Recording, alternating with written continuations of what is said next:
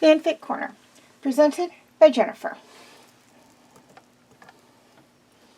Kion's Legacy, Part 3, Not So Good Reason, Part 2.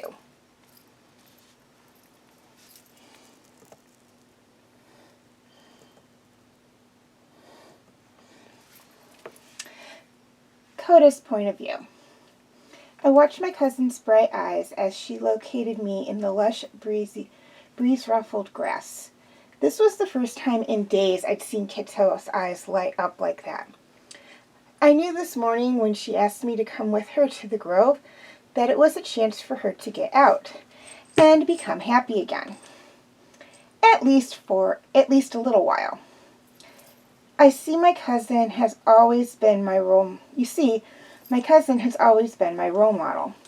She's kind, funny, normal, tomboyish, and caring. She's what every cub wants to be, except for the future ruler.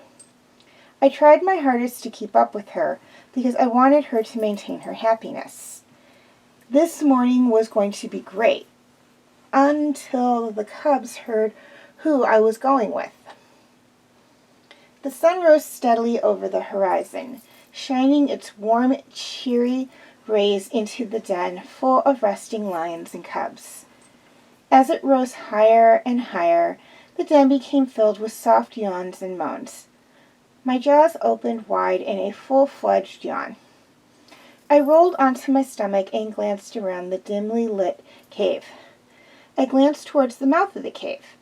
I saw my Aunt Savannah having a conversation with my older cousin, with her daughter, Kito, with her daughter Kito.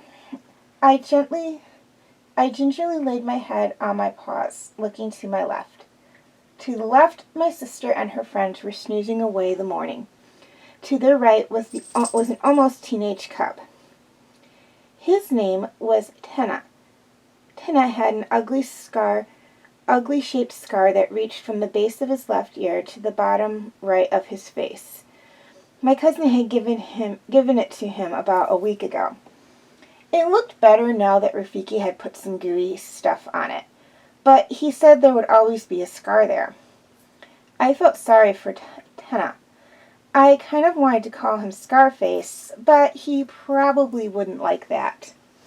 He was also sleeping soundly. Other lions and lionesses were scattered about the den. My mother and father, King Kovu and Queen Kiara, were resting on a raised part of the rocky floor. This spot was for the royals. I glanced back over to the cave mouth to see my aunt staring my way and Kito trotting over to me. I raised my head and smiled. "Hey, Kito," I greeted. "Hi, cuz," she replied. I was shocked. Yesterday she wasn't nearly as cheery. Her mom must have said something exceptional. "What's up?" I inquired, tilting my head in an interested way. "Well, I just got some great news." She almost jumped and squealed at great. What could be that great? I asked with a chuckle. I asked Mother if I could go to the bottle tree grove, and she said yes, she exclaimed. I furrowed my brow. Kito was grounded for about 2 months, and I understood she was excited to get out, but the bottle tree grove caused her this much excitement? She saw my look of confusion. You get to come too, she said. That is, if you want to. I quickly nodded my head. Yeah, I'll go. Sweet, she squealed happily, quietly. I'll go get ready. I sighed and smiled. She scurried off. I slowly stood up and stretched. I saw Tina stand up and approach me. Where are you going in such a hurry? He asked, smiling playfully. Oh, I'm just going to the bottle tree grove, I replied. He cocked his head. Why there?